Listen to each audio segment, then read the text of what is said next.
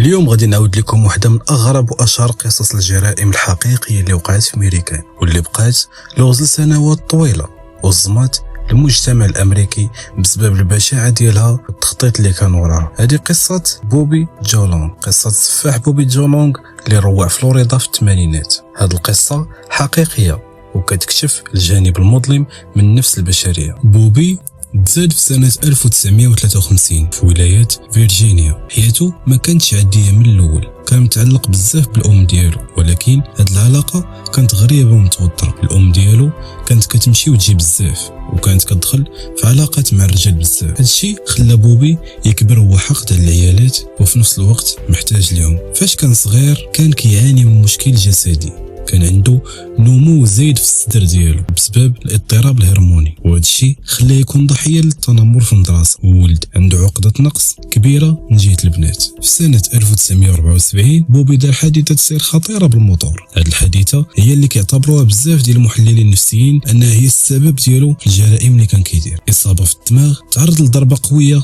في الراس، والطب الجنائي كيقول بلي هذا النوع من الاصابات كيقدر يغير الشخصيه ويخلي الانسان عنيف وما كيتحكمش في النزوات ديالو. مور الحادثه بوبي ولا كيعاني من حاله هرمونيه خلات الرغبه العدوانيه عنده طلع لواحد المستوى غير طبيعي، وبدا كيحس بلي خاصو ينتقم من العالم. قبل ما يبدا يقتل، بوبي بدا في المسيره الاجراميه ديالو بطريقه ذكيه وخبيثه. كان كيستغل الجرائد ديال داك الوقت اللي كانوا الناس كيحطوا فيها الاعلانات باش يبيعوا التلفازات او الاثاث ديال الدار. طريقه كان كيقلب على الاعلانات اللي كيبان باللي مولاتها مراه وعايشه بوحدها، كان كيمشي عندها على اساس زبون باغي يشري.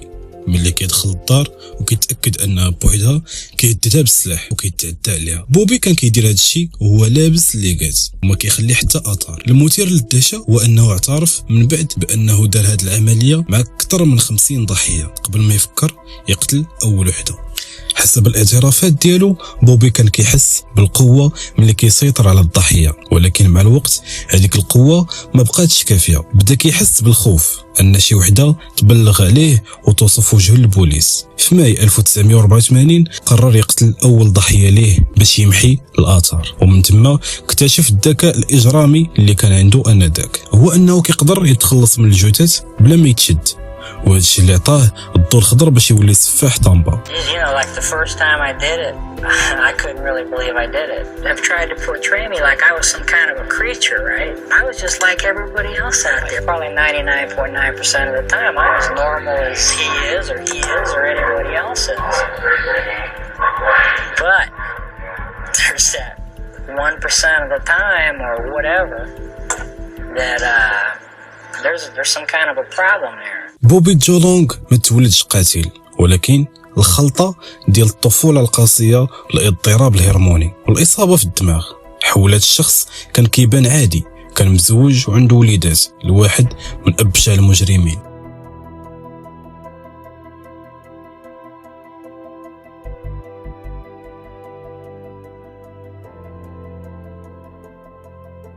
وفي سنة 1984 مدينة طامبا بولاية فلوريدا بدات كتعيش كابوس. في ظرف 8 شهور فقط بداو كيختفيو عيالات من الزنقة، ومن بعد كيلقاو الجثث ديالهم في اماكن مهجوره. القاتل كان كينقي الضحايا ديالو بعنايه وكان كيربطهم بطريقه احترافيه ومعقده قبل ما يقتلهم. البوليس كانوا تايهين، ما كاين حتى دليل وما كاين حتى خيط كيوصل للقاتل. الوحش اللي كيدير هذا الشيء كان كيتسمى سفاح طامبا. في نوفمبر 1984 واحد البنت عندها 17 عام سميتها ليزا مينيوليتي كانت غاديه لخدمتها في دوكن دونتس مع الجوج ديال الليل. فجاه وقف عليها واحد الشخص مسلح، خطفها وداها لدارو.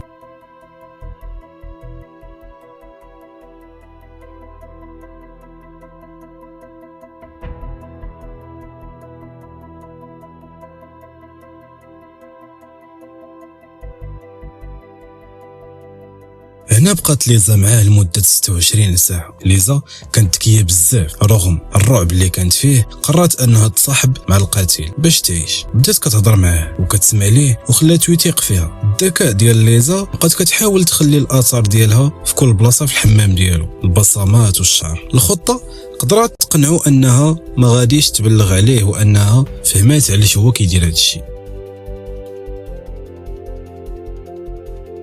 وفي الاخر القاتل بوبي جو لونغ طاق فيها، غطى على عينيها ورماها في واحد الزنقه بعيده وهي حيه. ليزا في ديك الوقت مشات نيشان للبوليس، وصفات لهم الطوموبيل ديالو، وصفات لهم الدار من الداخل، وحتى الطريق اللي دازت منها وهي مغمضه عينيها، وحتى المنعرجات والوقت بالضبط. وفضل هاد المعلومات البوليس قدروا يحصروا الشبهه في بوبي جولون ملي راقبوا السياره ديالو. ملي شدوه اكتشفوا ان بوبي ماشي غير قاتل متسلسل بل كان مغتصب. This evening, investigating officers from the task force have arrested and charged Robert J.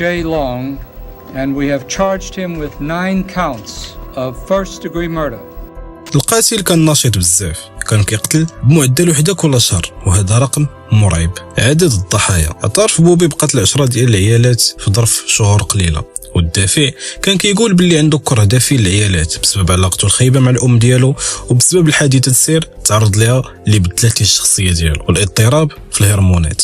المحاكمه كانت طويله ومشهوره بزاف في ميريكان. بوبي جولون تحكم عليه بالاعدام عده مرات، بقى في الحبس لسنوات طويله كيتسنى التنفيذ، ووقت ما كيقرب الوقت كيدير استئناف. لكن في ماي 2019 وبعد 35 عام من الجرائم ديالو تم تنفيذ الحكم بالاعدام فيه بحقنه سامه في سجن ولايه فلوريدا. وهذا الشيء كامل بفضل الذكاء الضحيه ليزا مينيوليتي، هي الوحيده اللي قدرات تخرج حيه من يديه بفضل هدوء الاعصاب ديالها. It was pretty easy to tell from the very minute I grabbed McVeigh that she wasn't like the others. And that's probably why she's still alive, walking and talking today. ليزا مينيوليتي ما كانش عندها حياة سهلة حتى قبل الاختطاف ديالها، بالعكس حياتها كانت عبارة عن سلسلة من المعاناة اللي خلاتها تكون قوية ومستعدة نفسيا لأي كابوس. ليزا كبرت في ظروف صعيبة بزاف في طامبا، الأم ديالها كانت مدمنة على الكحول، وهذا الشيء خلى البيت ديالهم غير مستقر تماما. ليزا لقات راسها كتحمل المسؤوليه وهي مازال صغيره وكتعيش وسط الاهمال بسبب الادمان ديال الام. ليزا مشات عاشت مع الجده ديالها، ولكن للاسف حتى هذا الانتقال ما كانش رحمه ليها. الصديق ديال الجده ديالها كان كيتعدى عليها جسديا ونفسانيا لسنوات. هذه التجربه المأساويه رغم بشاعتها خلات ليزا تتعلم كيفاش تسايس المعتدي باش تحمي راسها، وهي المهاره اللي استعملتها بذكاء الخارق من بعد مع بوبي جولونغ باش تخليه يطلق سراحه. مباشره بعد ما تشد بوبي جولونغ، ليزا قررت انها ما تبقاش خايفه طول حياتها. بانت ليها بلي الطريقه الوحيده باش تسيطر على الخوف هي انها تولي هي القانون. ليزا لقات راسها عندها موهبه طبيعيه في الملاحظه الدقيقه اللي شفناه فاش عقلات على تفاصيل الدار والقاتل طوموبيلته، وهذا الشيء شجعها اكثر باش تدخل المجال الامني.